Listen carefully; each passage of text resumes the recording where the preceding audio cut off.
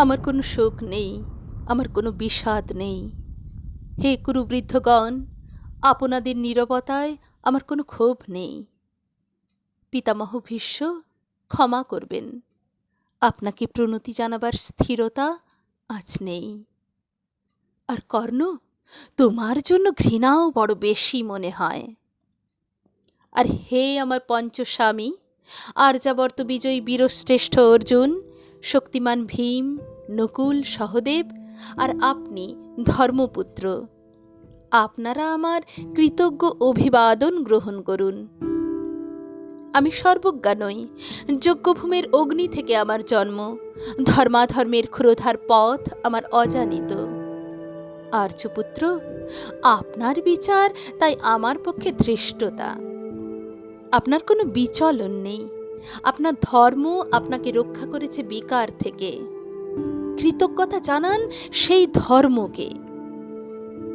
ভীমসেন, তোমাকে আমি ভালোবাসা দিইনি কখনো, তাই তা ফিরেও চাইনি।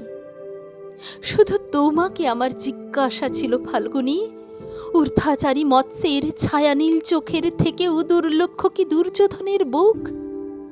বলো সত্য করে, প্রেম নয়, শুধু পৌরুষের আস্ফালনই ছিল পাঞ্চালী বিজয়ের পটভূমি?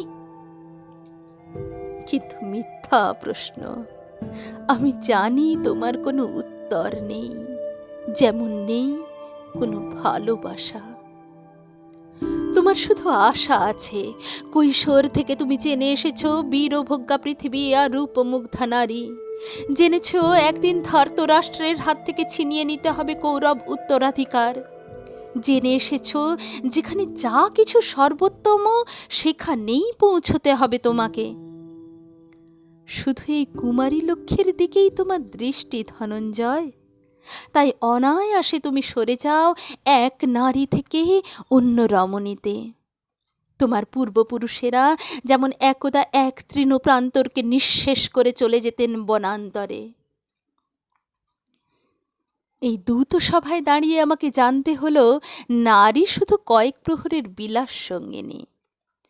মণিময় হার, শত সহস্র তরুণী দাসী, দান্ত মাতঙ্গ, গন্ধর্ব প্রেরিত অশ্বযূথ, আর আমি পাণ্ডুপুত্র বধূ। এক পংক্তিতে দাঁড়িয়ে আমরা সবাই অপেক্ষায়। পিতৃগৃহে যেমন দেখেছিলাম আহিরিনীরা দূর গ্রাম থেকে নিয়ে আসে তাদের পসরা, আর তার উপর ঝুঁকে পড়ে লুব্ধ ক্রেতার দল, আমাদের ব্যবহার করার জন্য তেমনি উন্মুখ হয়ে আছে যারা আমার পতির আত্মীয়। আর আমাকে আমাদের বিলিয়ে দিচ্ছেন যারা, তারা আমার পঞ্চস্বামী। বিবাহের মঙ্গলসূত্র হাতে বেঁধে যারা একদিন আমার উপর নিয়ম সিদ্ধ করেছিলেন তাদের অধিকার।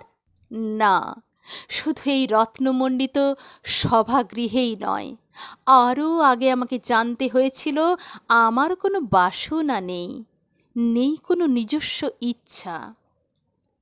অর্জুন, প্রথম দেখার মুহূর্তে আমার হৃদয় দিয়েছিলাম তোমাকে, অথচ আমার শরীরকে প্রথম আলিঙ্গন করলেন ওই মহাভাগ, যার খ্যাতি ধর্মপুত্র বলে।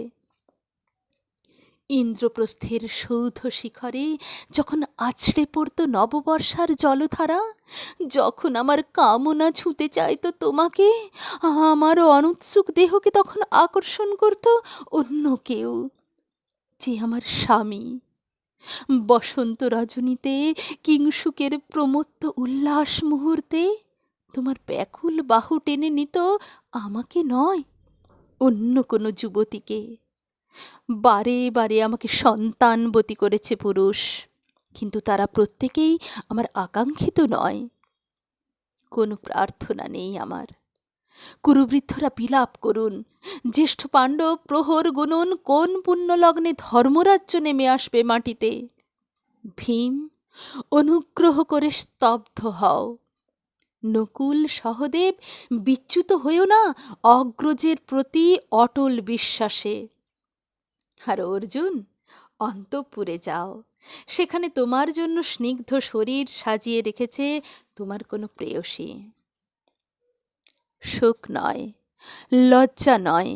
এই রাজগৃহে দাঁড়িয়ে আমি জানলাম, প্রেম নয়, শ্রদ্ধা নয়, অধিকার নয়, নারী শুধু প্রয়োজনের।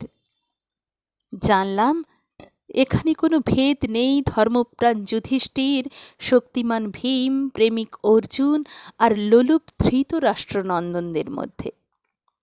প্রতিকার চাইছি না, যা শুধু বিলাসের সেই বস্ত্র ছিনিয়ে নেয় যদি কোনো দুঃশাসন, নিক। আমি কাঁদছি না। চারপাশে ভাসানের ডিঙায় পশুদের উদ্দাম নাচের ভঙ্গি আমি দেখছি না। চারপাশে ক্লীবদের অক্ষম বিলাপ আমি শুনছি না।